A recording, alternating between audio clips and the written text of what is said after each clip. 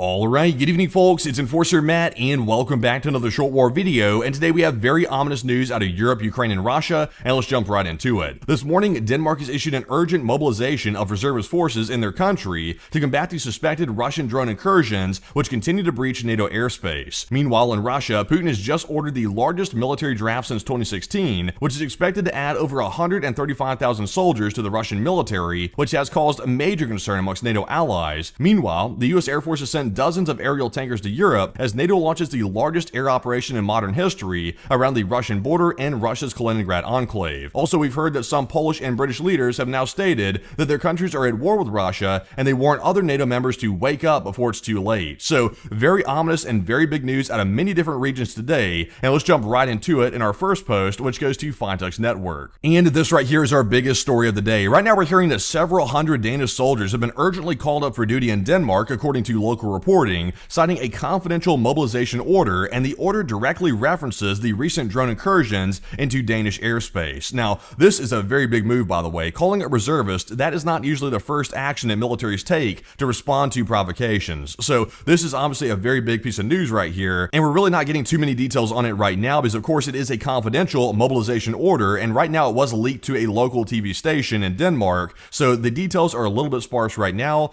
And also, I'll be honest, I'm really not sure how a mobilization of reservists is going to fix the drone problem, but I guess Denmark has their reasons and we'll have to wait to see what those reasons are. So very big news on that front, and we are anxiously waiting for more details about that. So moving into our next one here, this one goes to Max 25. Also, by the way, Denmark is not the only country mobilizing forces this morning, and we've also heard that Putin has now signed a decree on the beginning of the autumn draft of the Russian army, and as a part of the draft, it's planned to recruit 135,000 more Russians to the Russians' armed forces. So very big news on that, and right here on the screen you can see this is the order straight out of Moscow that's being put out today. So this has NATO very concerned. This is actually the largest Russian draft in the autumn season since 2016. So nobody's really sure why this draft is so unusually large, but it's got NATO a little bit worried about what the real reason for this draft actually is. It could simply be as simple as maybe reinforcing the Ukrainian front lines. It could be that simple, or it could be something bigger than that. But certainly this has people on edge this morning, and also that's a very large one, the largest since 2016 for the autumn season. So very big news right there. But moving into our next post, this one goes to Alexander C4. And we are seeing NATO start to take that very, very seriously, because today we've seen that Sweden and Finland, in coordination with NATO allies, have established a new multinational strike brigade positioned near the Finnish-Russian border in Lapland, and the brigade is expected to comprise of 4,000 to 5,000 troops and forming a rapid response unit optimized for Arctic and winter warfare conditions. So this is a direct response right here that NATO is taking against Russia to prepare for some type of provocation by the Russian armed forces.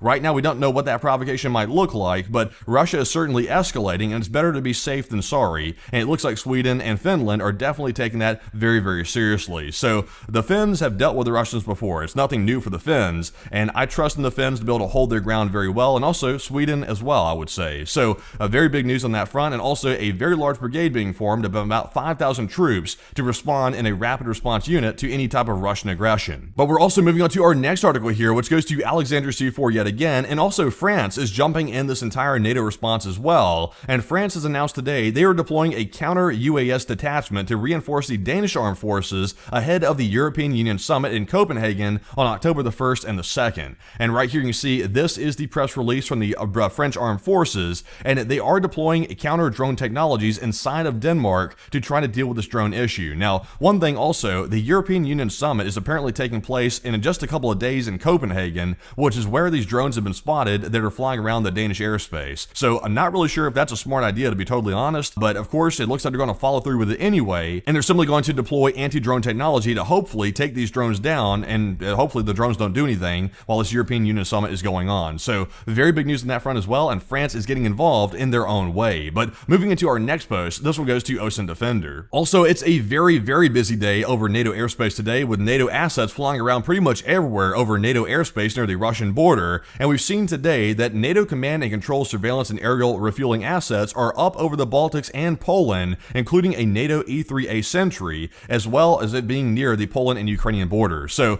jumping into this right here, you can see there are all the different NATO surveillance flights flying around NATO airspace, and you might notice that they're actually encircling Kaliningrad. They're flying into the Baltic Sea, They're flying up into the Baltic states and also flying around Poland and right near the Ukrainian border. So a very, very large NATO air operation today, one of the largest we've actually seen in a very long time today that we're seeing. So very big news on that, and you can just see the wide variety of aircraft that are currently in the air over here on the left. So certainly a very big response to the recent Russian aggression. But also NATO's even doing more than that. And moving into our next post here, this one goes to us on Twitter, and last night we did see a very large deployment of U.S. Air Force aerial refueling tankers crossing the Atlantic toward Europe from the United States Air Force bases, and right here you can see there is a handful of them that were heading over to Europe, and we were told these were heading to British air bases. That's where they're apparently heading, and they've arrived there today. But we saw last night a lot of them heading out, and there were even more than this that weren't showing up on ADS-B that were flying over to Europe. So nobody's really sure why this is taking place either. It could be a normal redeployment of these forces, it could be, or it could be maybe they're cycling them out. Nobody's really sure. Or it could be maybe there's some type of action that's about to be taken on Iran or Russia. We're just really not sure just yet. But we did see that last night, this very large deployment. But moving into our next post, this one goes to BNN News Live. And also the drones are still plaguing NATO airspace yet again, because today we've heard that Romania, which is a NATO member state, is saying that another drone has been found on Romanian territory. And right here is the actual press release itself. We can see that the Ministry of National Defense of Romania was informed today that in the area of the Tulcea County,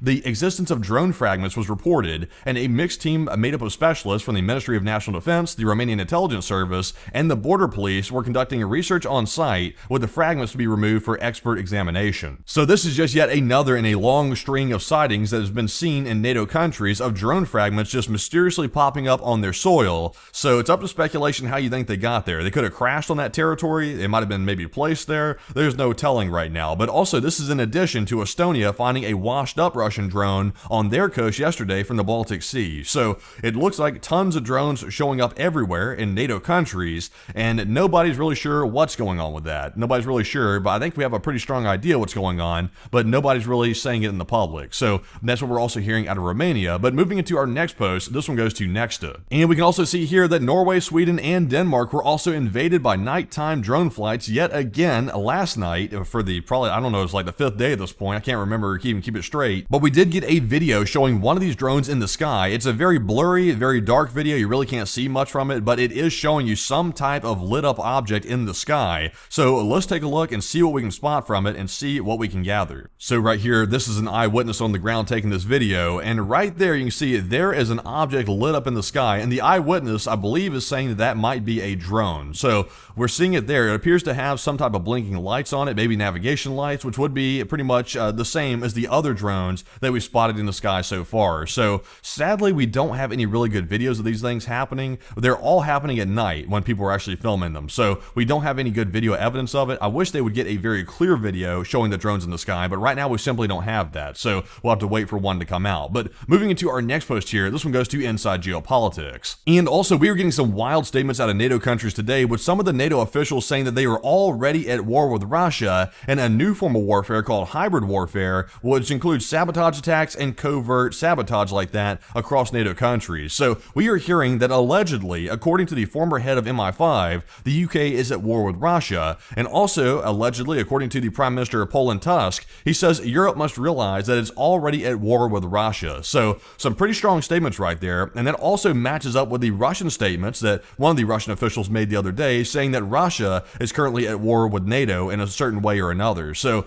it looks like everybody's sort of getting on the same page at this point. Everybody seems to be sort of at war with one another, and that seems to match up what we're seeing right now over the skies of NATO. But with that, folks, we're moving on to our next article here, and this one goes to OSINT Technical, and we've seen a very big Ukrainian success today on the front lines, because the Ukrainians have taken down a Russian Mi-8 helicopter, and it went down after being struck by a Ukrainian FPV drone, and that is a wild hit right there. They took down this very large helicopter using an FPV drone, and right here you can see there's an image of it, and we do have a video coming up in the next post, but look at that thing. It is literally blazing to the ground right there, and it got taken down by just one Ukrainian FPV drone that cost about $500. So that's a huge return on investment right there. It looks like Ukraine is definitely maximizing investor profits, and it looks like they're doing a fantastic job. The capitalists would be proud of that. But moving into our next post here, this one goes to War Translated. And right here we got that video that we promised, and this is showing the Mi-8 going down. So let's take a look at this. This is wild footage right here, this thing crashing. So let's take a look.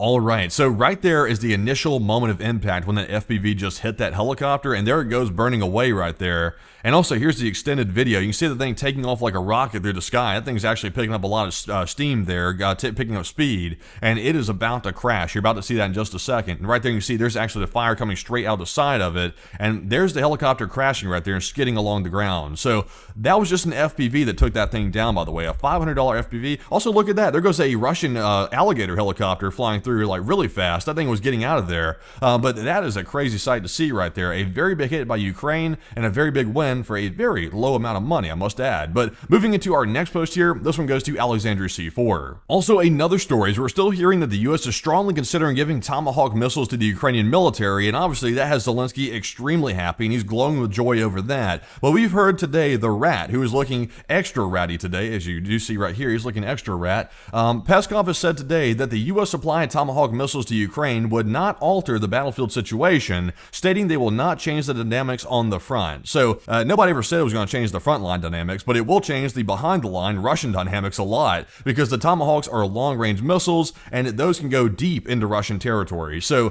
technically, Peskov's not lying. It won't change the frontline situation, but it will change what's happening inside of mainland Russia, and he seemed to fail to address that, which indicates that he knows that's very severe. So thank you very much, Jumbo Rat, for that statement. But anyways, moving into our next post here, this one goes to Jackie Heinrich. Also, we kind of covered this last night on stream as well, but we heard that the U.S. officials have allegedly authorized long-range strikes into Russia, according to the special envoy to Ukraine, but occasionally Ukraine has not been granted authority by the Pentagon to carry them out. So what this tells us is apparently the long-range strikes are being allowed in certain instances, but it sounds like every single long-range strike has to be approved by the United States. So whenever we see a long-range strike happen, it's very likely that someone in the Pentagon has reviewed that strike and given a pre-approval for it before it was taken out. So that's also another big piece of how this whole thing works in an operational sense. So that's also a very, very valuable piece of intel that we're hearing today. But long-range strikes appear to be authorized in some instances into Russia, according to U.S. officials. But moving into our next post here, this one goes to Clash Report. Also, by the way, we've heard more statements from the Polish Prime Minister Tusk, and he said today at a conference at the Warsaw Security Forum that if we lose this war, its consequences will affect not only our generation, but also the next generations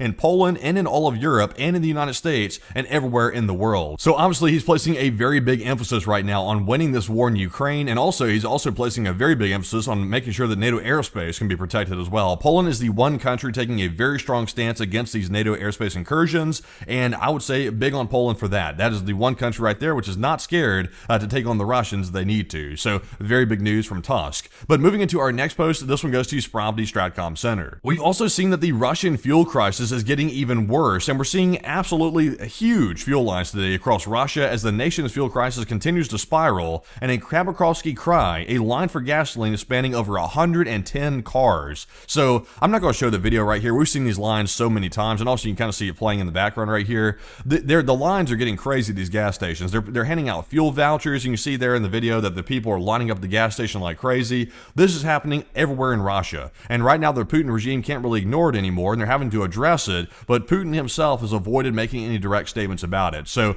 the fuel crisis is going to get worse. That's pretty much a guarantee at this point, and we'll have to wait and see how Russia is going to respond to that, because that's a crisis right there which affects every single civilian inside the Russian mainland. So it's hard to avoid that one. But moving into our next post, this one goes to OSINT warfare. Let's move away from our NATO, Russia, Ukraine news and move on to our China news for a second, because we got some pretty big news out of China today. We have seen that China's 6th generation J-36 stealth air superiority fighter has just completed another test flight, and this footage right here shows some of the maneuverability of this aircraft, and the early footage is suggesting that the aircraft might be highly maneuverable, although it's still too far to draw any firm conclusions according to OSINT warfare. So let's take a look at this video. This is a very spicy Dorito, and let's see exactly what it's doing in the airspace. So as you can see right here in the video, there is that Chinese stealth fighter, and it looks like it is somewhat maneuverable based on the video we're seeing right here, and it is Dorito shaped of a sorts. So it looks to me like it could be capable.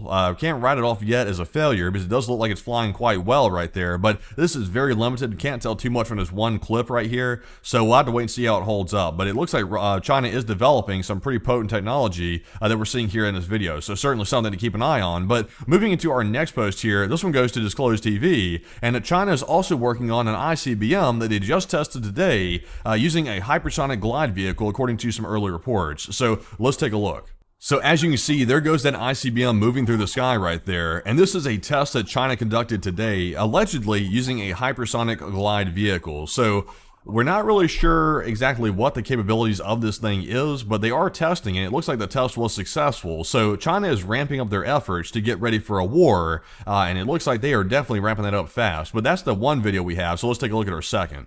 And right here in our second video, you can see there goes that vehicle actually flying through the sky right there.